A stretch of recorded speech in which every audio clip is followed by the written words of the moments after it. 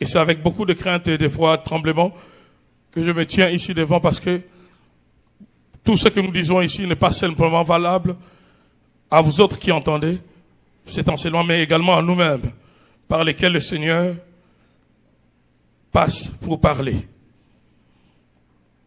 Et les enseignements sont enregistrés. Effectivement, il y a beaucoup de choses à dire par rapport à la fondation de la famille, à l'union de l'homme et la femme. J'ai essayé, avec les quelques éléments que le Seigneur m'a donnés, pendant quelques dimanches, à mettre l'accent sur des valeurs qui doivent constituer les points de départ d'une famille selon le Seigneur, en ce temps où le monde, comme je ne cesse de le dire, exerce une pression sur l'Église et sur la famille. Le monde exerce une forte pression sur nous. Ce qui se passe dans le monde a de l'impact, a de l'influence. Pas plus tard qu'hier, je lis sur Internet, certains aussi ont appris cela, je pense, là, ça se passe en France ou en Belgique encore, où l'Église protestante est en train de voir si on doit autoriser des pasteurs gays, des pasteurs homosexuels, qu'ils puissent opérer dans les sacerdoces, enseigner. Là, ils sont en train de voir. Vous allez comprendre que l'Église est déjà infiltrée. Et nous avons tous les signes qui témoignent que nous sommes dans les derniers temps. Et le message, comme celui du retour du Seigneur, sont les messages sur lesquels nous devons l'enseigner très bien. Parce qu'il y a une génération dans laquelle on a enseigné la parole d'une façon générale dans le corps du Christ. Des messages qui ne visent que le bien-être du temps présent. Et vous allez voir que dans l'église de réveil, dans l'église pentecôtiste, dans les églises charismatiques, on est moins informé, on sait peu de détails sur ce qui concerne les retours du Seigneur. Peut-être c'est ce qui justifie aussi la négligence de la spiritualité de beaucoup. On néglige parce qu'on ne sait pas qu'est-ce qui nous attend, quel est l'événement que l'église attend. Ce n'est pas cela le message sur lequel je m'aimerais m'entretenir, mais par la grâce de Dieu, moi-même ou d'autres orateurs, je pense qu'avant la fin de cette année, nous reviendrons sur une série d'enseignements afin de clarifier l'Église sur l'urgence du retour du Seigneur. Et tous les signes, comme je viens de le dire, que la Bible nous donne, nous les avons. On a l'abomination qui s'installe déjà dans les lieux saints. Lorsqu'on parle des lieux saints, on voit les temples. Et lorsque Jésus a donné cette déclaration, le chercheur de la parole pense qu'il faisait allusion à l'Antichrist. Mais on comprend aujourd'hui qu'on n'attendra pas que cet être qu'on appelle l'Antichrist, qui vient s'installer dans les temples de Jérusalem, comme la prophétie de Christ le dit. Mais on voit déjà que le diable, par tous les moyens, essaye de contrôler l'Église. Même l'Église qui se disait se démarquer des autres.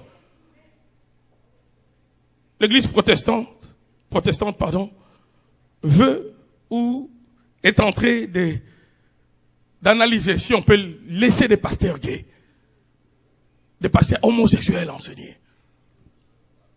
On se demande finalement où est l'Église. Et j'ai même lu un commentaire, ils disent qu'il y a tellement de la démocratie dans leur façon de décider, de prendre des décisions. Est-ce que c'est comme ça que ça doit se passer dans l'Église du Seigneur? Est-ce que c'est la démocratie ou bien c'est la parole de Dieu qui doit nous éclairer sur les décisions que nous devons prendre? Donc la famille, pour revenir à ce qu'on disait depuis plusieurs dimanches, la famille a besoin d'être enseignée. La famille a besoin d'être édifiée. Il y a des abus, il y a des erreurs, pas seulement dans le domaine de la famille, même dans le domaine doctrinal, il y a beaucoup d'abus.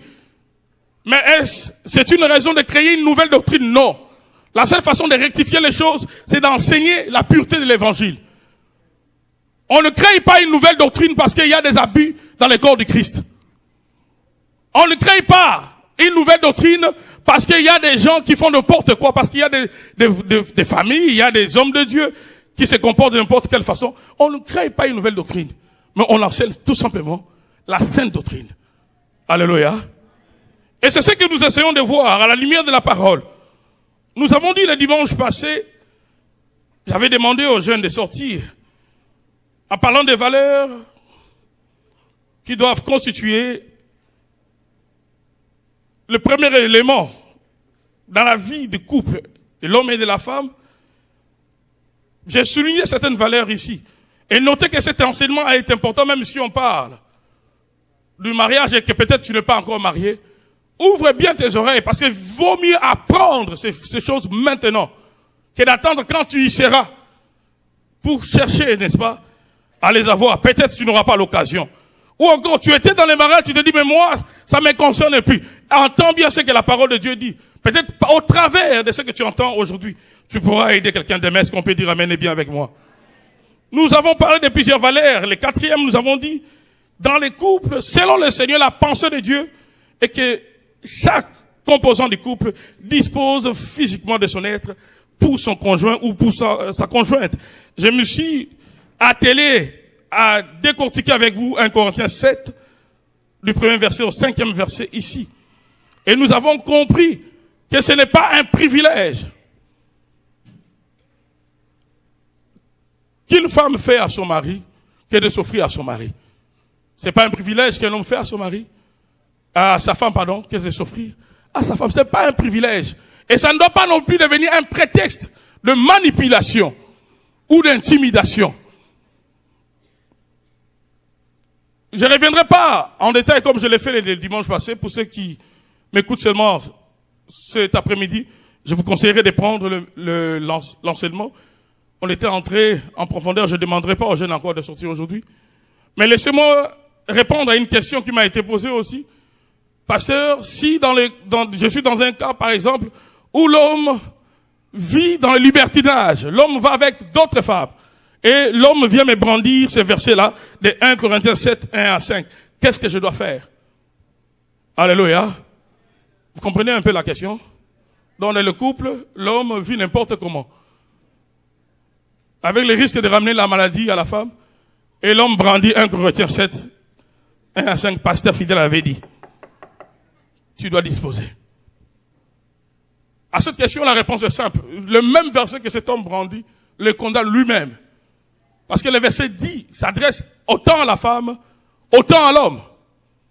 Si la femme doit disposer de son être pour son conjoint, le conjoint aussi doit disposer de son être pour sa femme, non pas pour ses femmes. Et la Bible est très claire là-dessus. Déjà, tu es mal parti si toi, tu penses que ta femme doit être que ta femme et tu dois être le mari de plusieurs. Tu n'es plus dans la pensée du Seigneur de la relation de l'homme et de la femme. Tu es déjà sorti. Et tu n'as même pas le droit de brandir les Écritures. Parce que ces Écritures te condamnent déjà. Et vous allez voir que tout cela témoigne seulement de l'égocentrisme humain. C'est que comment je peux le dire? Je m'aimerais tricher, mais je n'aimerais pas que celui qui est avec moi ne triche. Moi, j'aimerais m'offrir un peu plus de liberté, mais j'aimerais que celui qui est avec moi puisse avoir une liberté restreinte. Mais l'amour, ce n'est pas cela. Amen. L'amour, c'est pas cela. Lorsqu'on devient un seul corps, on ne peut pas s'infliger en soi-même de mutilation. Lorsque tu agis ainsi, homme, en trompant ta femme et en brandissant la parole de Dieu pour que ta femme te soit toujours soumise, tu es comme quelqu'un qui prend un couteau, qui s'enfonce dans son propre corps. Est-ce qu'on peut dire amen avec moi? Cinquièmement, je parlais de le fait de nourrir et d'entretenir continuellement son mariage. Accorder du bon temps à votre relation. Le pasteur Ezekiel a dit tout à l'heure là, dans la modération, qu'il fait beau, on a besoin du beau temps. On a besoin du bon temps, oui, pour suivre, comme on disait, écouter des belles émissions à la télé, mais aussi du bon temps pour être avec ma conjointe. Du bon temps pour être avec mes enfants. Hier, par exemple, j'étais avec ceux qui étaient ici en esprit. J'étais chez moi avec mes enfants. Je suis sorti avec eux, ils sont allés faire des vélos. Ça m'a fait du bien d'être avec mes enfants. Tous les appels qui venaient, je les esquivais. Et si nous ne le faisons pas, nous risquerons de souffrir doublement. Déjà, le travail que nous faisons, il y a beaucoup de peine. Ça demande beaucoup de sacrifices. Et si on ne s'offre pas un temps, Dieu n'ouvrira pas les ciels. pour nous le dire. Vous remarquez, Moïse, c'est grand homme de Dieu qui parlait avec Dieu. Dieu ne lui avait jamais dit, Moïse, regarde, tu te fatigues en dirigeant les peuples, en résolvant les problèmes des peuples par toi seul, du matin au soir. Dieu ne lui avait jamais dit ça. Mais il voyait Dieu chaque jour et Dieu le voyait en train de se fatiguer. Ça prenait un homme, son beau-père, qui un jour, après une visite, il se rend compte que son beau-fils, Moïse, donnait tout le temps à juger des problèmes, à trancher des problèmes, alors qu'il pouvait répartir l'autorité. Il y a des choses que Dieu ne te dira pas. Il y a des choses que Dieu te dira peut-être par l'entremise d'une personne qui parle comme moi cet après-midi. Et si tu ne tiens pas compte de cela, tu attends la voix de Dieu. Tu attendras longtemps. C'est pas une grâce que Dieu a fait à tout le monde qui d'attendre une voix audible. Même ceux qui entendent une voix audible, il y a certaines choses importantes de leur vie. Dieu ne passera pas toujours par cette voix audible. Dieu ne passera pas toujours par une vision. Mais Dieu utilisera même une ânesse, comme il a fait pour Balaam, afin d'arrêter la démence d'un homme. Accordez du bon temps. Qu'il y a des couples qui sont malheureux. Il y a des couples qui ont beaucoup de problèmes parce qu'ils n'ont pas les bons temps. On s'offre pas les bons temps, on partage pas des moments agréables. Est-ce que je peux le dire comme une personne à l'aise? Est-ce que vous-même aussi vous êtes à l'aise? Soyez très à l'aise. Un pasteur américain a dit, en parlant d'intimité de l'homme à la femme, il a dit qu'il y a beaucoup de problèmes qui découlent, qui proviennent d'un manque de satisfaction de l'intimité de l'homme et de la femme. Et il y a aussi beaucoup de problèmes qui seront résolus si déjà là à l'intérieur, dans votre service personnel, vous parlez le même langage. Beaucoup de problèmes trouveront la solution. Il y a beaucoup qui n'ont pas compris, mais j'avance.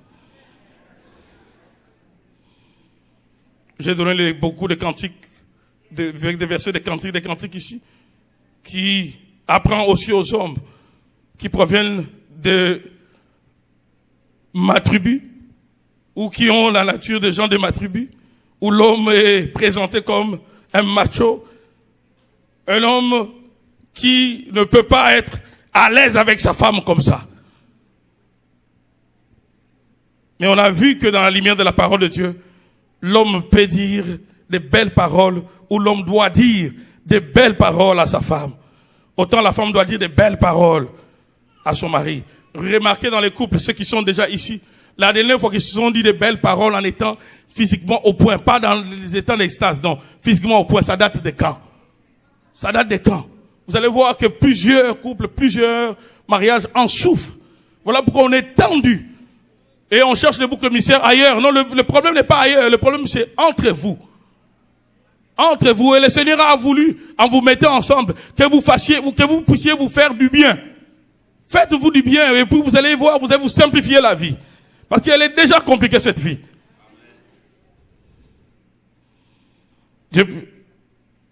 Je parlais, sixièmement, de définir le schéma de la résolution des problèmes à l'avance. N'attendez pas que les problèmes arrivent, mais définissons comment résoudre les problèmes. Je ne pourrais pas y revenir totalement parce que je cours derrière les temps. Septième valeur, c'est de veiller sur votre relation avec Dieu. Dans le couple, nous devons veiller sur notre relation, notre communion avec Dieu. Il y a des couples qui ne pensent à Dieu qu'avant le mariage ou pendant le mariage. Lorsqu'on doit être béni là, Dieu est Dieu, l'église a sa place. Mais dès qu'on est ce soir, on a commencé à prendre un peu de l'élan, on a commencé à s'épanouir matériellement, on commence à reléguer les choses de Dieu à l'arrière-plan. Oui, on prie, mais qu'est-ce qu'ils veulent? On ne peut pas aller chaque jour. On ne vous demande pas de venir ici chaque jour, mais ayez le temps pour Dieu même chez vous à la maison. Le psaume 122, du premier verset, ou même le psaume 121, du premier verset au 7e verset, et encore le psaume 127, tous ces psaumes démontrent la place que Dieu doit occuper dans la construction d'une famille. D'ailleurs, le psaume 127, qui est déjà rendu comme une chanson pour les chrétiens, nous le dit que si l'Éternel bâtit une maison, nous avons vu que dans l'origine étymologique du mot famille, famille vient d'un mot hébreu qui veut dire maison. Salomon a dit dans le psaume 127 que si l'Éternel bâtit une maison, si l'Éternel en d'autres termes bâtit une famille, la personne qui l'a construit travaille en vain. Votre famille ne peut aller de l'avant sans Dieu. Si Dieu est le point de départ de votre famille, de votre couple, Dieu doit être aussi dans la continuité, je dirais même dans la finalité. Le problème aujourd'hui, nous avons besoin de Dieu qui est dans nos moments ponctuels. Quand il y a un problème, quand on a des problèmes dans le couple, là on a besoin de Dieu. Quand on est un peu attaqué spirituellement, là on a besoin de Dieu. Quand on a des problèmes financiers, là on a besoin de Dieu. Mais j'aimerais te dire, mon frère, ma soeur, c'est une erreur. Si dans ton couple, ou bien si plus tard, quand tu seras dans ton couple, tu penses fonctionner ainsi avec Dieu, parce que Dieu s'arrangera, qu'il y ait toujours un problème qui te ramène, qui vous ramène à lui. On ne peut pas se passer de Dieu. D'où l'importance de veiller sur notre relation avec Dieu. De temps en temps, même si j'enseigne ici, mais à la maison, mon épouse est là, je ne peux pas mentir, nous écoutons des prédications. Et je m'arrange que ce ne soit pas mes prédications. Souvent, j'écoute ça, je suis un peu plus critique quand j'écoute mes propres prédications. J'ai comme l'impression que ça m'édifie moins. J'ai besoin d'écouter d'autres orateurs. Hier, on était avec elle, on a écouté, je pense, 2, 3, 4 prédications. Je prends le temps.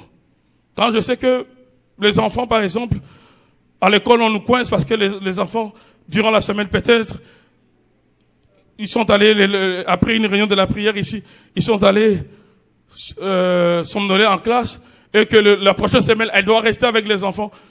On s'arrange, je sais la prédication, ou elle-même sait la prédication qu'elle va suivre. On a aussi le temps de partager. Dans une vie de famille chrétienne, l'homme ou la femme, les deux doivent s'investir dans la spiritualité de la famille. Et on ne s'investit pas dans la spiritualité de la famille parce qu'on a trop de sorciers, non. On s'investit d'abord parce qu'on a la révélation de Dieu. Sorcier ou pas sorcier, combat ou pas combat, j'ai besoin de Dieu. Richesse ou pas richesse, j'ai besoin de Dieu. Tout part de cette connaissance-là. Et quand on n'a pas compris cela, on sera un chrétien de temps à autre. Quand ça va bien, quand je vais bien, quand ce matin-là, on s'est bien levé, là on va à l'église. Quand ce matin-là ou bien cette nuit-là, on a bien rigolé, là on peut donner à Dieu 2 minutes de notre temps. Et puis les minutes qu'on accordera au Seigneur en ce moment-là, ça sera déjà quand on est très fatigué. Et puis on s'étonne comment l'ennemi prend le dessus, comment la famille, le couple chrétien souffre, je dirais même plus que ceux du monde. Parce que même ceux du monde, des fois, ils nous donnent des leçons de la stabilité conjugale. Mais dans l'église, même ceux qui se disent hommes de Dieu, nos couples, nos familles sont malades. Si on fait l'autopsie actuellement de la famille chrétienne, mais nos familles sont malades. Alors que c'était à nous de servir d'exemple à ceux du monde. D'où l'importance, bien aimé dans le Seigneur, de savoir comment entretenir la relation avec Dieu, d'aller vers le Seigneur avec certains problèmes qui vous divisent. Chérie, on ne se comprend pas sur ce point. Mais prenons des jours dans la prière. Prenons un peu des jours dans la prière. Est-ce que tu trouves que c'est normal? On a commencé à discuter du lundi au dimanche. Est-ce que tu trouves ça normal? Non, c'est pas normal. Certainement, il y a des choses qu'on a perdues. Je suivais hier un témoignage d'un couple, ça m'a vraiment interpellé. D'un couple que Dieu a visité, la femme et l'homme avancés en âge. Un ministère qui est en Afrique là-bas. Avancés en âge, Dieu a fait grâce. Ils n'avaient jamais eu d'enfant, cet homme et cette femme. Dieu a fait grâce au travers du ministère d'un homme de Dieu en Afrique, que ce couple, la femme, malgré qu'elle avait dépassé la cinquantaine, qu'elle tombe enceinte. Elle tombe enceinte pendant la période, le début de grossesse. Elles vont passer quelques semaines de disputes, comme on dit ici, de chicanes, entre l'homme et la femme. Oh, derrière la stérilité de cette femme, il y a aussi un combat de la sorcellerie. Et maintenant, pendant les moments de dispute là, les esprits de la sorcellerie qui ont combattu ce tiers pendant longtemps, sont venus reprendre ces bébés qui étaient dans le ventre de la femme. Le bébé a disparu comme ça. Il n'y a pas eu de fausse couche, non. L'enfant a disparu. Et quand ils sont allés chez l'homme de Dieu, c'était filmé. L'homme de Dieu a mis la main, la femme est tombée, et les esprits ont commencé à parler. Les esprits ont dit, c'est nous qui les incitons à se chamailler, à discuter. J'ai même dit à ma femme, tu vois comment ces gens-là, comment ils nous manipulent. Ils nous opposent pour prendre le dessus sur nous. Ils ont perdu. Ils sont d'abord avancés en âge. Dieu les offre un miracle. Mais ils perdent le miracle à cause de disputes, de querelles inutiles. Ils perdent le miracle. J'ai réalisé, j'ai dit vraiment. Et puis quand cet esprit humain parlait, parce que on pouvait écouter, l'esprit disait qu'on est là dans leur maison. On va jamais quitter leur maison. Ils doivent se séparer. On voit la détermination de l'œuvre satanique qui vise la famille, la destruction de nos familles. Mais on voit aussi de l'autre côté la naïveté des chrétiens. La naïveté. Il y a beaucoup de gens qui ne savent pas que quand je prêche ici, il y a une bénédiction qui est communiquée. À chaque fois que tu écoutes la parole de Dieu, n'attends pas que tu écoutes cela dans un témoignage. Non, je te l'ai dit. À chaque fois que tu écoutes la parole de Dieu, là, il y a une puissance, il y a une bénédiction qui accompagne la parole. Et cette bénédiction, ceux qui sont dans le monde spirituel peuvent le voir et peuvent même te le voler. Et c'est ainsi que dans la plupart des églises, à la fin de la réunion, beaucoup de gens perdent leur bénédiction en sortant de cette porte ici. Beaucoup de gens. Beaucoup de gens perdent la bénédiction qu'ils viennent de recevoir dans un culte. Dans des histoires inutiles. Des histoires qui n'ont pas rapport avec la raison d'être de leur présence à l'église. Le Saint-Esprit me dit que je parle bien.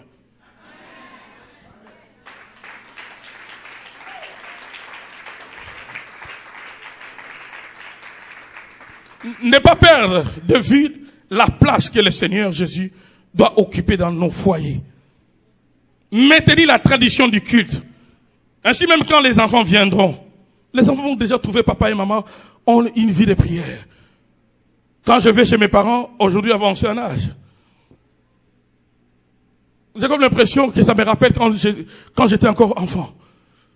Quand tu vas les matins, tu trouves toujours bon. Je trouve mon père et ma mère avec un texte. Soit mon père qui parle ou bien ma mère qui parle, en train de partager. Ça me fait du bien. Et je peux qu'imiter ce que j'ai vu. Les enfants imitent ce qu'ils ont vu. Je vais les lire tout à l'heure en parlant des enfants parce que je vais un peu brosser aujourd'hui, un peu plus sur les enfants. Ils sont plus influencés, non pas par ce qu'on leur dit, mais plutôt par ce qu'ils voient. Ce que les parents font parle plus que ce que les parents disent aux enfants. Quand je vais chez mes parents, c'est les scénarios souvent que je trouve en train de partager la parole, en train de partager la parole, en train de partager la parole. À un certain moment, je n'ai pas aimé, comme tout enfant, cette ambiance-là, c'était des trop pour moi. Mais ça nous rattrape toujours. La parole de Dieu rattrape toujours. Lorsque les parents ont mis le culte au centre de la famille, peu importe ce que les enfants vont faire dans l'adolescence, même si à un certain moment, vous avez comme l'impression que vous perdez le contrôle. Je vais le lire tout à l'heure, que le serpent de Moïse remporte toujours la victoire sur le serpent de Pharaon. Ça prendra le temps que ça prendra.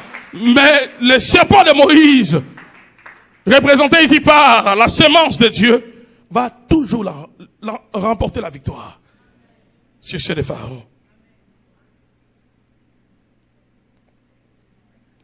Commençons un autre point important.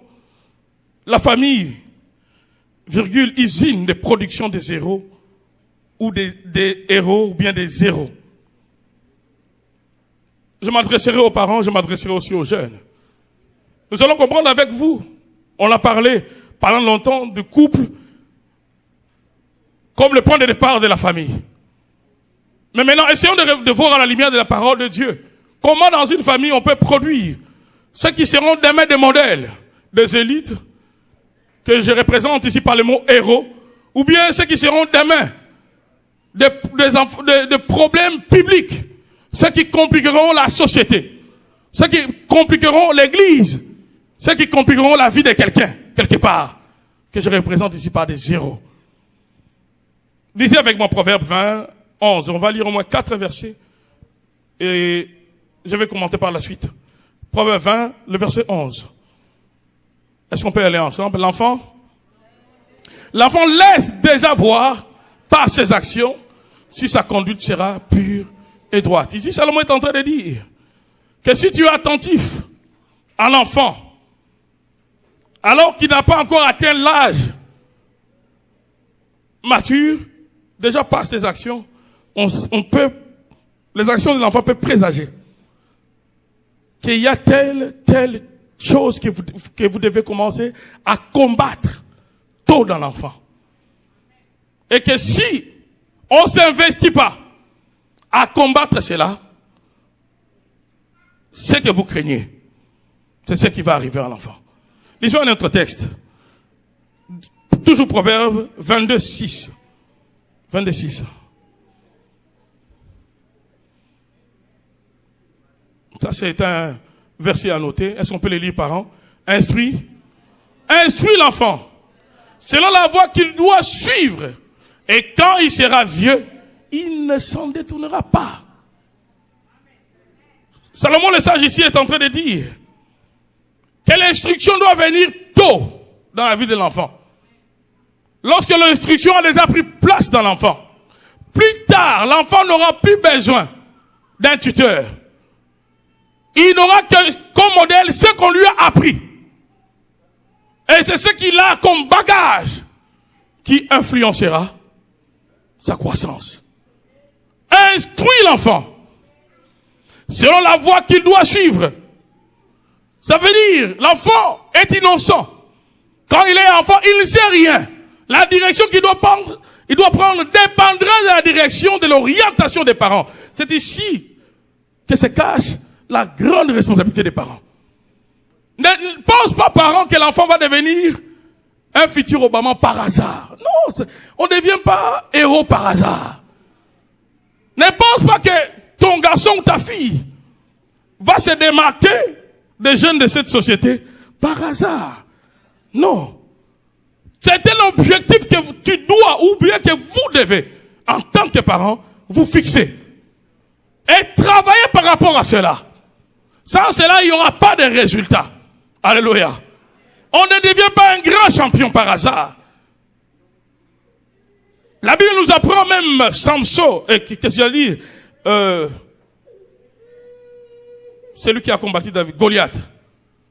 La Bible nous apprend que Goliath était préparé depuis son enfance.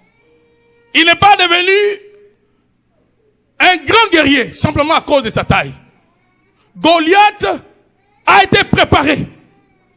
L'enfant qui est aujourd'hui enfant ne restera pas enfant. Il ne sait rien sur son lendemain. Mais ce que toi, parent, ce que moi, en tant que parent, je détermine aujourd'hui, va ou fera que l'enfant suive la direction que nous avons déterminée, ou bien si je laisse la nature faire ce travail-là, c'est un zéro que nous allons avoir. Beaucoup de versets le démontrent. Que l'enfant qui devient un héros ne deviendra pas par hasard. La Bible nous donne l'exemple de Timothée. Nous allons lire 2 textes. Timothée était un des jeunes qui ont servi le Seigneur sous le leadership de l'apôtre Paul. Il était très jeune, d'après les historiens, mais il a pu diriger, ou il a dirigé une église. Voilà pourquoi dans l'épître qui porte son nom, la lettre que Paul lui a écrite, vous allez voir, Paul les rappelait, même s'il était dirigeant, mais étant jeune, Paul lui dit, fuis les passions de la jeunesse. Il était jeune, mais il est en train d'exercer le ministère comme un adulte.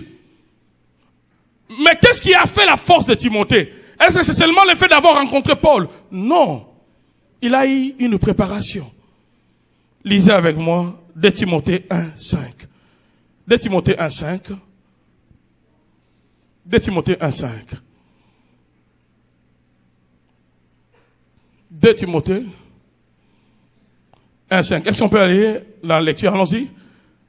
Gardant les souvenirs de la foi sincère qui est en toi, qui habita d'abord à ton aïeux, Loïs, et dans ta mère Eunice, et qui, j'en suis persuadé, habite aussi en toi. La foi, la relation avec Dieu dans la famille de Timothée n'a pas commencé avec Timothée. Ça n'a pas non plus commencé avec ses parents. Ça a commencé depuis sa grand-mère. Combien j'aurais voulu, on aurait voulu avoir des grand-mères comme celle-là. Loïs. D'abord, Paul dit, garde les souvenirs de la foi sincère qui est en toi. Cette foi sincère qui habita d'abord. Est-ce que tu peux dire avec moi d'abord? Quand on dit d'abord, ça veut dire avant. Alléluia. D'abord ou avant cette foi était dans son aïeux, Loïs, et dans sa mère, Eunice, et qui, à la fin, cette fois se retrouve en Timothée. Et plus tard, ce Timothée deviendra un jeune, mais un grand serviteur de Dieu. Tu veux que tes enfants servent le Seigneur? Toi-même, sois un modèle dans ta relation avec Dieu. Toi-même, sers le Seigneur. Un autre verset qui témoigne que Timothée n'était pas le produit d'une génération spontanée, c'est dans 2 Timothée 3, 15. 2 Timothée 3, 15. 2 Timothée 3, 15. Lisons-les encore ensemble. Est-ce qu'on peut aller ensemble? Allons-y. Dès ton enfance, tu connais les saintes lettres. Vous voyez cela? Dès ton enfance, tu connais les saintes lettres qui peuvent te rendre sage à salut par la foi en Jésus-Christ. Timothée connaissait les Écritures depuis son enfance. Combien de parents aujourd'hui peuvent prendre la Bible et partager avec leurs enfants? Combien le font? Nous vivons dans une société où nous allons avoir toujours de justification. Pourquoi? Parce que maman doit aller travailler, papa doit aller travailler. C'est le système dans lequel nous fonctionnons. Mais si, au-delà de ce système, soi-même on ne se crée pas les temps, nous allons faire de nos enfants des futurs zéro. Timothée est devenu un grand homme de Dieu, un grand serviteur de Dieu. Ce n'est pas par hasard. On a retrouvé la foi dans sa grand-mère. Sa mère aussi était dans la foi. Mais bien plus encore, il a été éduqué dans les Saintes Écritures depuis son enfance. Paul a trouvé déjà quelqu'un qu'on a déjà formé. Voilà pourquoi Paul n'a pas eu trop de problèmes. Aujourd'hui, nous avons trop de problèmes. Pourquoi? Parce que tu prends un Timothée, mais un Timothée, vraiment, voilà, zéro. Alléluia. Si nous avons déjà des jeunes en qui le Seigneur investit comme ça de la famille, il y a beaucoup de serviteurs et de servantes qui vont se lever. C'est pas par hasard. Écoutez bien l'histoire des hommes de Dieu. C'est pas par hasard que Dieu appelle, ou bien que Dieu peut faire de quelqu'un son serviteur. Et trop souvent, ça commence pas à l'âge adulte. Non, trop souvent, ça commence depuis l'enfance. Et les textes que nous lisons le démontrent. Timothée est devenu Timothée. Parce que, d'abord, il y a eu l'influence de ses parents, sa mère, sa grand-mère, étaient dans la foi. Mais bien plus encore, la parole lui a été enseignée depuis son enfance. Parents, prenez le temps d'éteindre un peu la télé, d'arrêter un peu les tablettes et toutes ces choses, les cellulaires. Arrêtez un peu le temps. Donnez à votre famille le temps. C'est un combat, c'est un comportement que vous déplorez aujourd'hui, ou bien que vous allez déplorer demain, sont évitables. Il y a des comportements qui sont évitables. Et si vous ne faites pas ce qu'il faut faire, ce comportement sera inévitable chez les enfants. Réjouis-toi d'entendre ces choses si tu n'as pas encore d'enfants. Réjouis-toi d'entendre ces choses si ils sont encore jeunes. Parce qu'à un certain âge, ça devient difficile de les récupérer. La situation se complique. J'ai lu sur Internet, je croyais que j'allais retenir le nom du site, c'est Maman enseigne quelque chose. Maman, c'est femme ou bien maman? Je pense que c'est femme. C'est femme. Maman, c'est trop... C'est un peu nous autres.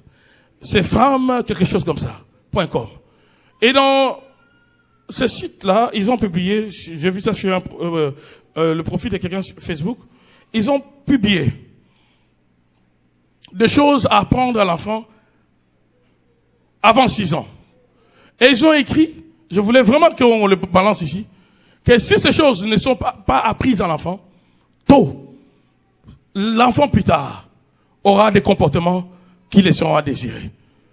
Ils ont, parmi les 12 ou les 10 choses, je n'ai pas retenu cela, peut-être il y a ici des gens qui ont lu cela, ils disent au départ, ne jamais répondre aux caprices de l'enfant, même si l'enfant pleure, dans le lieu public. J'ai dit, ça c'était trop ma faiblesse. Tu arrives comme ça à Walmart, dès qu'il commence à pleurer, je vais chercher ce que l'enfant voulait. Vous voyez que même la nature, le monde nous enseigne, c'est pas tout ce qui est dans le monde qui est mauvais. J'ai dit, ah bon?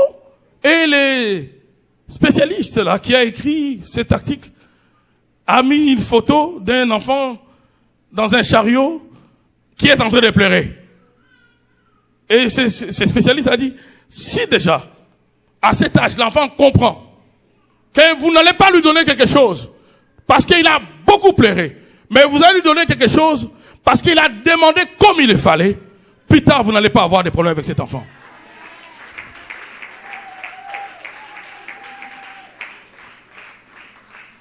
Mais nous habituons nos enfants.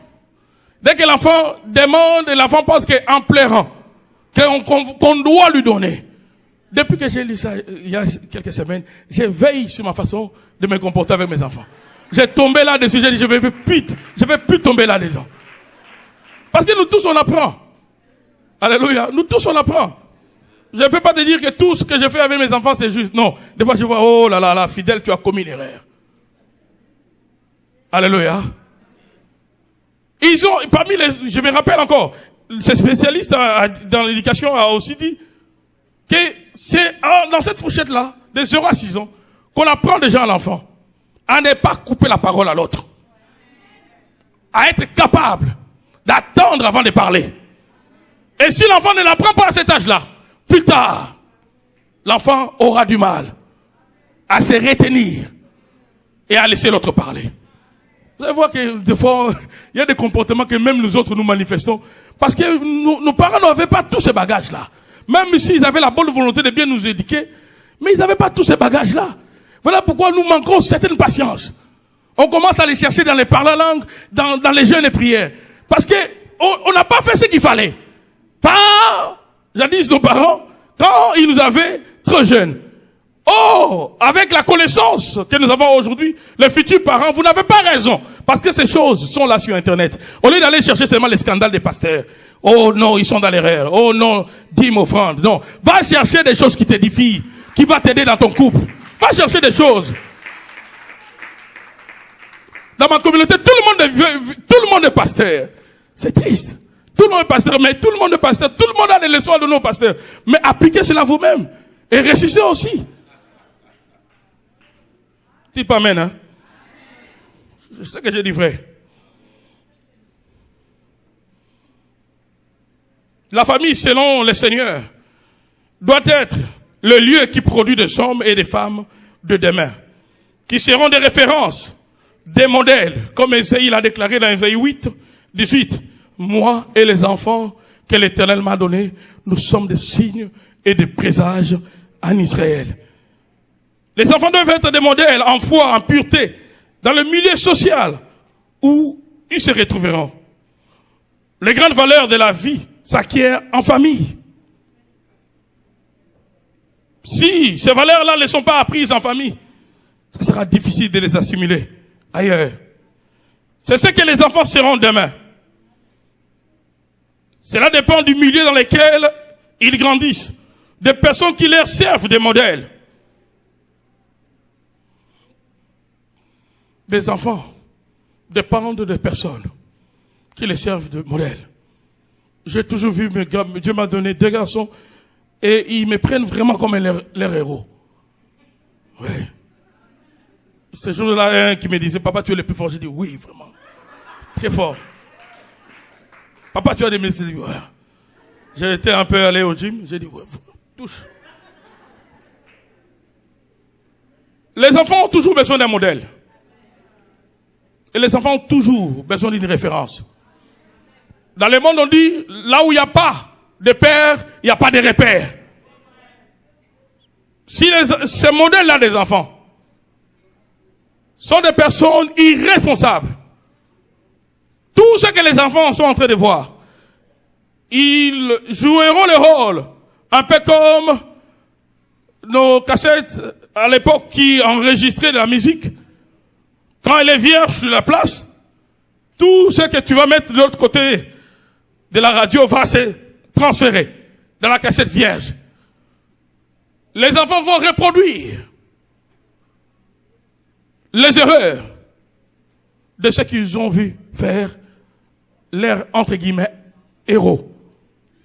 D'où l'importance, bien aimé dans le Seigneur, de comprendre que nous sommes responsables, non seulement pour nous-mêmes, mais aussi pour les enfants. Il est vrai que l'enfant a sa part de responsabilité. Car dans certains cas, les parents dispensent les valeurs aux enfants, mais ces derniers refusent de les assimiler. Là, mettons un peu de bémol. Essayons un peu d'ajuster les choses, parce que si je me limite seulement à ce que je dis jusque-là, on a comme l'impression que les enfants n'ont pas de volonté. On a comme l'impression que les enfants n'ont pas une responsabilité, alors que c'est faux. Les parents peuvent faire ce qu'il faut. Ils peuvent dispenser les bons enseignements, être des modèles pour les enfants. Mais les enfants choisissent délibérément de ne pas suivre l'orientation donnée par les parents. Voilà pourquoi je m'adresse à tous les enfants qui sont dans la salle, qui sont à l'âge de comprendre ce que je dis. Comprenez que vous n'êtes pas les premiers à vivre sur la terre. Les chemins par lesquels vous passez, il y a eu des gens qui sont passés là, par là, ça fait longtemps. Salomon a dit, il n'y a rien de nouveau sur le soleil. Tout ce que vous croyez maîtriser aujourd'hui, vos parents aussi sont passés par là. Les bonnes conséquences, comme les mauvaises, de certaines décisions que vous pouvez prendre dans votre vie jeune, vous avez déjà des modèles. Je dirais même, vous avez déjà des cobayes. Et des fois, même nos propres vies en tant que parents deviennent des cobayes pour vous. Si papa te dit une chose, maman te dit une chose, c'est d'abord parce que papa ou maman connaît bien la chose plus que toi. Maîtrise bien la chose plus que toi. Si on te pousse à aller aux études et que toi tu penses que tu peux réussir ta vie en restant à la maison, à ne rien faire, en allant s'associer à des zéros, à des délinquants. Aujourd'hui, il y a même des groupes de filles. J'ai passé près d'une école, je vis de petites filles. Je peux leur donner, je pense qu'elles pouvaient être entre 12 à 14 ou 15 ans, avec des cigarettes. Là où j'étais, j'ai dit, Seigneur, on envoie des enfants à l'école. Regardez quel genre de camaraderie que nos enfants vont trouver à l'école. Des filles entre 12 à 14 ans, en train de fumer. Ça dérange personne. Je parlais encore avec un homme de Dieu qui n'est pas d'ici. Il m'a dit, fidèle, j'ai payé cher pour que mes enfants étudient dans les écoles privées. J'ai accepté de souffrir. Mais aujourd'hui, je vois les résultats. Il a déjà des enfants qui ont grandi, qui ont fini les études. Il vit quelque part en Europe. Il a dit, j'ai payé cher. Ça nous coûtait cher ici en Europe pour que mes enfants aillent loin. J'ai accepté avec ma femme de ne pas s'offrir certaines choses, mais de donner l'opportunité des enfants, aux enfants, d'aller dans des écoles où ils auront moins d'influence négative. Il dit, dernièrement, mon enfant a ramené un de ses amis, l'enfant du propriétaire, je pense, des Renault. La marque de la voiture, la Renault. Il dit, voilà, j'étais fier de mon garçon. Il est au moins ami à un enfant d'un grand monsieur. Renault. Toi, ton enfant va te ramener toujours. Tu vois déjà la personne qui vient. Toi-même, tu as perçu. Tu restes avec la personne dans la même pièce. Tu vas chercher par où sortir. Je me suis géré, tu me ramènes des gens comme ça. Aussi longtemps que je les souffle de vie. Je vais les chasser de ma maison.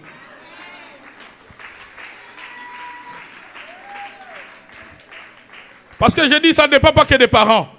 Les parents peuvent tout faire. Mais si vous, jeunes, vous croyez que les oreilles dépassent la tête, vous allez vous perdre dans cette société. Et nous sommes entrés dans le terrain même des adolescents. Les parents restent vivants, mais les enfants partent. On enterre des jeunes, on enterre des adolescents qui croient que le corps est en métal. Il prend son permis de conduire, il roule en grande vitesse. Il touche à des choses. Voilà pourquoi je dis que tout n'est pas toujours la faute aux parents. Tout n'est pas toujours la faute aux parents. Les parents peuvent, à un certain moment, dispenser. Amener les enfants à l'église. Combien de parents, des fois, luttent ici pour amener les enfants à l'église, mais les enfants refusent. Tu vois que la nature du diable a envahi la personne jusqu'à la moelle épinière. Donc, la personne, donc, à l'église, 30 minutes, c'est comme si on lui donnait vraiment des coups de chicotte. Alléluia. Il y a un monsieur comme ça, en Europe, quand il a constaté que ses enfants commençaient à échapper de son contrôle. Et quand il haussait un peu le ton, l'enfant a appelé la police. Il a attendu pendant les vacances d'une année. Il a payé les billets à tout le monde. Et quand ils étaient encore dans l'avion, avant d'atterrir dans son pays, en Afrique, il a dit aux enfants, c'est fini. Vous voyez, là c'est fini. Je vais vous montrer maintenant mon vrai visage. Nous étions dans un pays qui encourageait votre légèreté. Là, je vais vous montrer dans mon pays qui est réellement un père.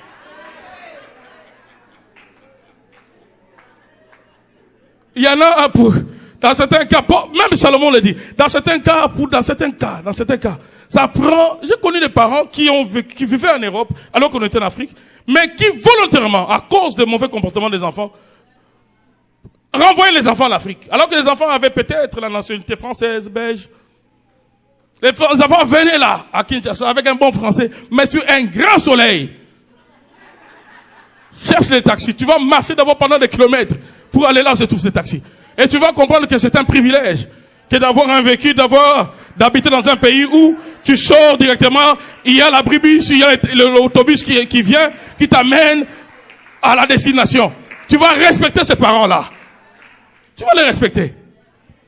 Est-ce que les jeunes, on peut dire amen? Là, souvent les parents, mais c'est les jeunes. Alléluia. Je suis mal à l'aise quand je vois un enfant lever la voix sur son père, sur sa mère. Vous savez pas la souffrance que la maman, que le papa a enduré. Vous savez pas combien de nuits ils ont sacrifié. Tu ne sais pas. Tu ne sais pas. Voilà pourquoi Dieu te réserve une surprise. Demain, toi aussi tu seras mère. Demain, toi aussi tu seras père. Postez-moi ces messages-là vite sur Internet à la fin. Tous ceux qui ont fui, que ça les rattrape même chez eux à la maison. Que des jeunes qui font du mal aux parents.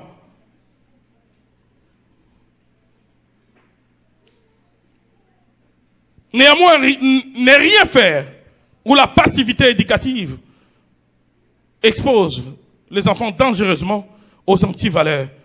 On ne peut pas être des éducateurs parce que nous vivons dans une société où on est en train de bannir tout, même de fessées, donner un peu de fessées aux enfants, c'est interdit. Et maintenant tu te dis, bon, je perds de 9-1-1. Alors, bon, on va regarder comment les choses vont aller. Tu ne fais rien. Tu seras surpris. Tu vas élever de monstres chez toi, avec ton visage quelque part. Tu ne fais rien. Ne fais rien. Laisse-les. Quand toi tu viens à l'église, tu dis, ah, c'est les problèmes de Dieu. C'est les problèmes de Dieu. Tu vas voir que ce n'est pas les problèmes de Dieu. Ça sera ton problème. À un certain moment, ce même enfant que tu laisses là, tu vas chercher des mécanismes où cacher ton argent.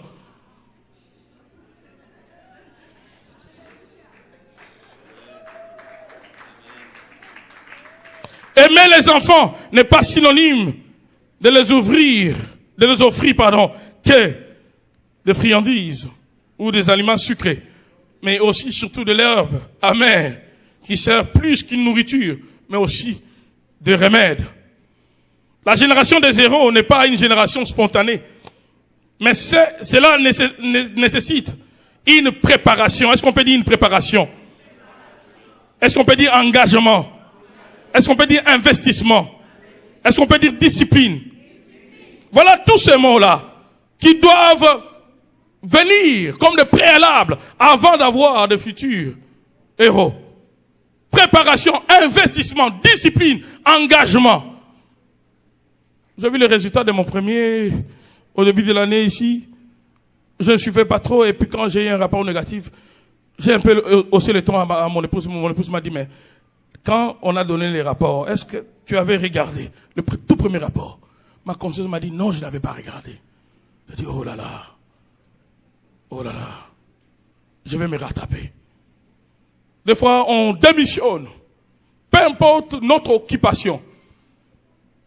Nous ne devons pas démissionner de notre responsabilité.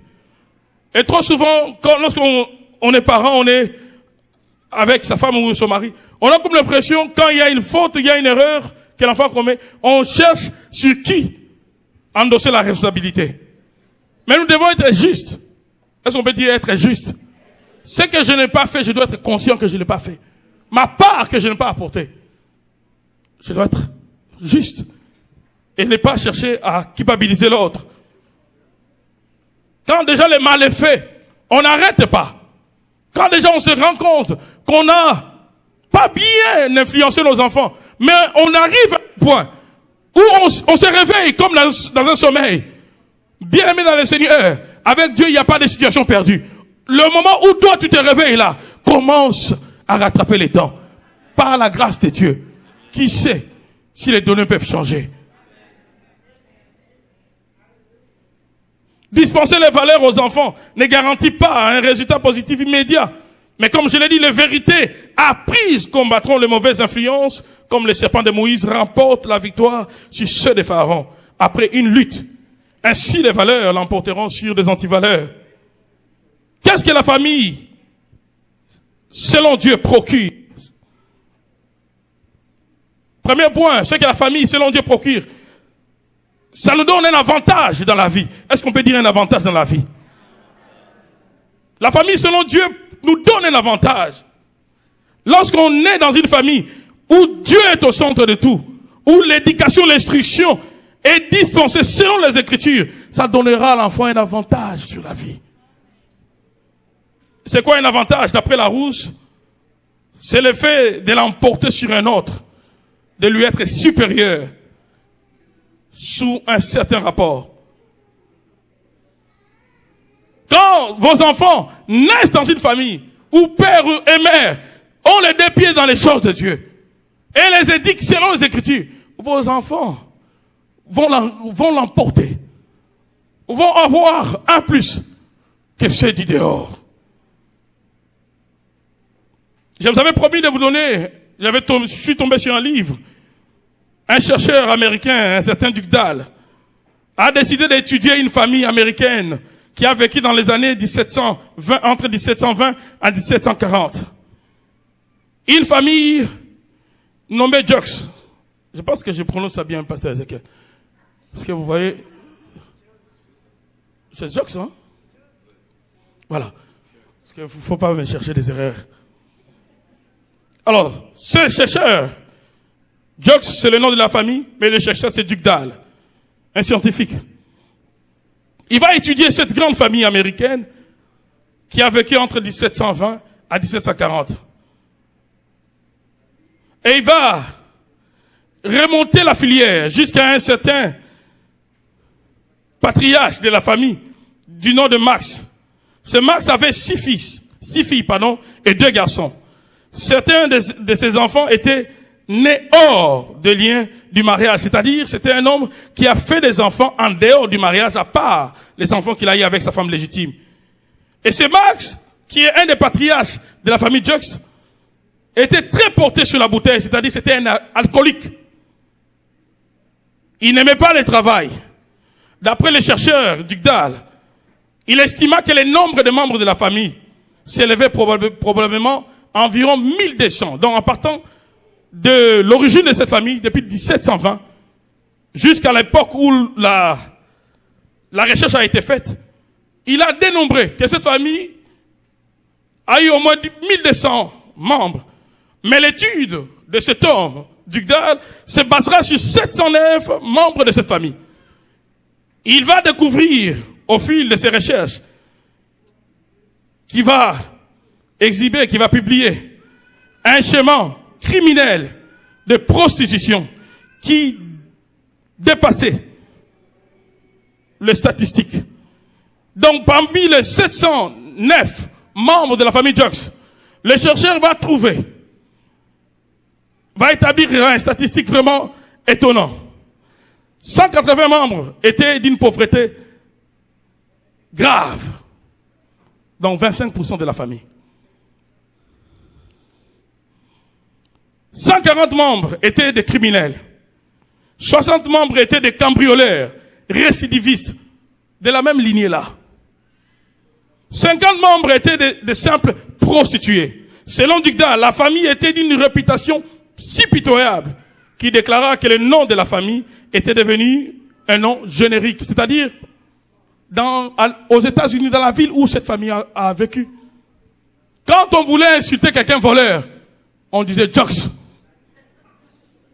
Un peu comme quand on dit Jézabel, ça fait penser à qui? Mauvaise femme, n'est-ce pas? Maintenant, aux États-Unis où cette famille a vécu, quand on voulait te traiter de prostituée, Jux. Le nom est devenu un nom générique.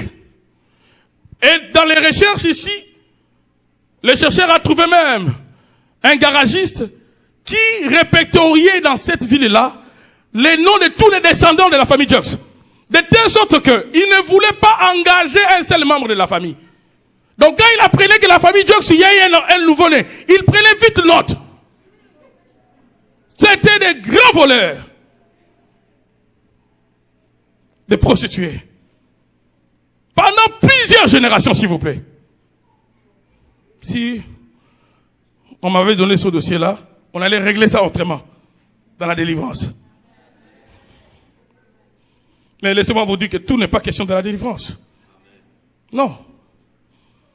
Même les chercheurs Dugdale et certains chercheurs, ils vont se baser sur des recherches biologiques pour dégager peut-être un gène qui se transmettait d'une génération à l'autre. Mais ils vont tomber à la conclusion que ça n'avait rien de biologique si dans cette lignée-là, on avait beaucoup de descendants qui étaient des criminels, des prostituées, des cambrioleurs. Alléluia. Ils vont comprendre que tout partait de l'état de la famille. Parce que la plupart des familles qui découlaient de certains max reproduisaient ce que leurs aïeux ou leurs grands-parents faisaient. Voilà pourquoi ils avaient le même résultat. Mais la question de savoir dans cette famille, Jux, est-ce qu'il n'y a pas eu des hommes ou des femmes qui ont échappé à ces fléaux? Certainement, oui, il y en a qui ont échappé. Mais la majorité ont reproduit la même chose. Prostituées, génération après génération, voleurs, génération après génération. Tout partait de la famille. Est-ce que vous êtes avec moi? Je suis prêt à conclure mon message. D'autres chercheurs se sont basés sur une deuxième famille. Cette fois-ci, ils sont allés étudier la famille de Jonathan Edwards, théologien, pasteur et président de l'université de Bristol, qui a vécu en 1703 dans l'état de New York, un peu à l'époque que la famille Jux. Et cet homme, ce pasteur, avait sa femme et ses enfants. Je cours derrière les temps, mais écoutez-moi très bien. Sa femme s'appelait Sarah. Ils avaient 11 enfants, 3 fils, et 8 filles. Ils furent mariés pendant 33 ans. Et il va s'éteindre suite à une maladie. Mais à partir de 1900, on a fait des recherches sur Jonathan Edwards et sur sa descendance. On a pu dénombrer 1400 descendants de Jonathan et Sarah Edwards. Parmi eux, on a établi maintenant la liste de leurs descendants depuis 1900. Écoutez bien, il y a eu dans cette famille, dans cette lignée, 13 présidents d'université, 65 professeurs d'université, 100 avocats, y compris les doyens d'une faculté de droit, 30 juges, 66 médecins, y compris les doyens d'une faculté de médecine, 80 titulaires d'une charge publique, y compris 3 sénateurs des États-Unis, 3 maires, 3 gouverneurs d'État et vérificateurs du Trésor, un vice-président des États-Unis. Les descendants d'Edwards ont-ils tous accompli de grandes choses? Non, certainement pas. Mais ici, le chemin est encore clair. Naître au sein d'une bonne famille constitue un avantage incroyable dans la vie. Quand on est dans une bonne famille, on est bien placé pour réussir. Que Dieu vous bénisse. Mettons-nous debout, s'il vous plaît. Besoin de produire par l'enseignement de futurs héros, non pas des zéros de demain. Peut-être que tu t'es retrouvé dans ce message, ou vous vous êtes retrouvé. Quelque part, il y a quelque chose que tu ne faisais pas bien. Il y a quelque chose que je ne faisais pas bien, ou bien qu'on ne faisait pas bien en tant que parents. Nous avons besoin de dire au Seigneur que le Seigneur nous pardonne notre ignorance. Parce que vous savez que l'ignorance à elle-même ne pardonne pas. Si je ne sais pas qui a l'électricité, imaginons que c'était du métal et que j'ai touché, je serais électrocuté malgré mon ignorance. On a mal fait par ignorance, mais notre ignorance, est-ce que ça nous excuse? Non.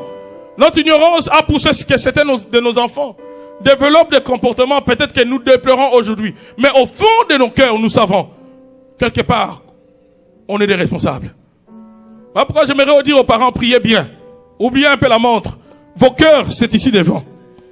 Peut-être toi, ou bien vous, vos enfants ne sont pas ici dans cet auditoire. Ou encore, tu n'as pas encore des enfants, tu n'es pas encore marié. Prie bien pour toi. Dis Seigneur, je m'aurais pas mal commencé.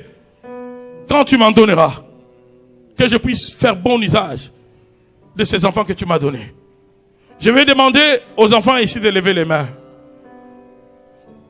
La plupart parmi vous ont l'âge de comprendre ce que je suis en train de dire. Vous-même, commencez à prier, à demander la grâce de Dieu, la faveur de Dieu. Et en deuxième lieu, je vais demander aux parents d'arrêter la prière. Nous tous, nous allons déclarer la prière d'ensemble sur ces enfants. Enfants, priez.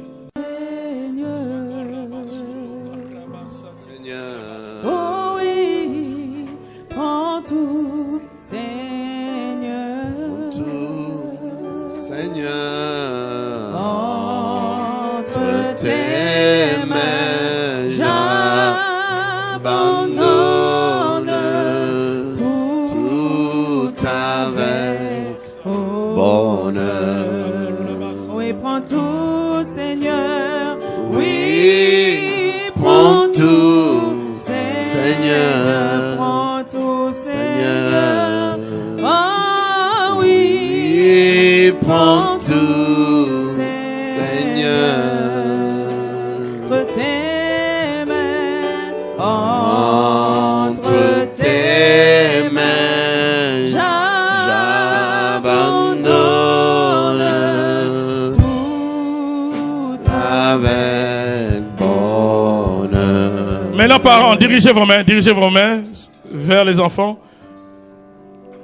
Je demande aux parents de déclarer avec moi cette prière. Seigneur Jésus, Seigneur Jésus, merci pour ces beaux cadeaux que tu nous as donnés. merci pour ce beau cadeau que tu nous as donné. Ces enfants que tu nous as donnés. Ces enfants que tu nous as donnés, Nous te les apportons. nous te les apportons. Là où nous sommes arrivés avec eux, Là où nous sommes arrivés avec eux, il n'y a que toi, Seigneur, il n'y a que toi, Seigneur, qui peut corriger ce qu'il y a à corriger. qui peut corriger ce qui est à corriger. Voilà pourquoi nous demandons ta grâce Voilà pourquoi nous demandons ta grâce sur ces enfants. sur ces enfants. Ta grâce, Seigneur. Ta grâce, Seigneur. Là où j'ai manqué, Là où j'ai manqué, en tant que père, en tant que en père, tant que mère, en tant que mère, dans ma responsabilité, dans ma responsabilité, Seigneur Jésus, Seigneur Jésus, étends ta main étends ta et main complète cela. et ton peuple cela. Influence ces enfants Influence ces enfants à suivre à suivre le chemin de la vérité, le chemin de la vérité, car tu es la vérité. car tu es la vérité. Influence ces enfants Influence ces enfants à ne pas se laisser corrompre à ne pas se laisser corrompre par les siècles présents par le siècle présent et ce que le siècle présent leur offre et ce que le siècle présent leur offre comme cadeau empoisonné, comme cadeau empoisonné, comme antivaleur. comme antivaleur. Garde leur cœur, Seigneur, Garde leur cœur, Seigneur, au nom de Jésus. au nom de Jésus. Comme le serpent de Moïse Comme le serpent de Moïse a pu avaler les serpents de Pharaon. a pu avaler le serpent de Pharaon. Que ta parole Que ta parole dans la vie de ces enfants dans la vie de ses enfants puisse détruire puisse détruire toute semence de ténèbres, toute semence de ténèbres, toute corruption de ces siècles. toute corruption de ce siècle. Dans le nom de Jésus-Christ de Dans le Nazareth. nom de Jésus-Christ de Nazareth. Au nom de Jésus-Christ de Au Nazareth. nom de Jésus-Christ de Nazareth. Je déclare Je déclare que le fruit de mes entrailles que le fruit de mes entrailles ne produira pas ne brûlera pas des zéros, de zéro, mais des héros. mais des héros. Je déclare Je déclare que mes enfants que mes enfants ne seront pas ne seront pas des zéros, des zéros, mais des héros. mais des héros. Dans le nom de Dans Jésus. le nom de Jésus. Dans le nom de Dans Jésus. le nom de Jésus. Je les bénis Je les bénis par l'autorité du nom de par Jésus. l'autorité du nom de Et Jésus. je les protège Et je les protège par la puissance du sang de par la Jésus. puissance du sang de Jésus. Que le sang de Jésus le Que lave. le sang de Jésus les lave. Que le sang de Jésus le Que protège le sang de Jésus les protège de ce siècle. de ce siècle. Dans le nom de Dans Jésus. le nom de Jésus. Au nom de Au Jésus. nom de Jésus.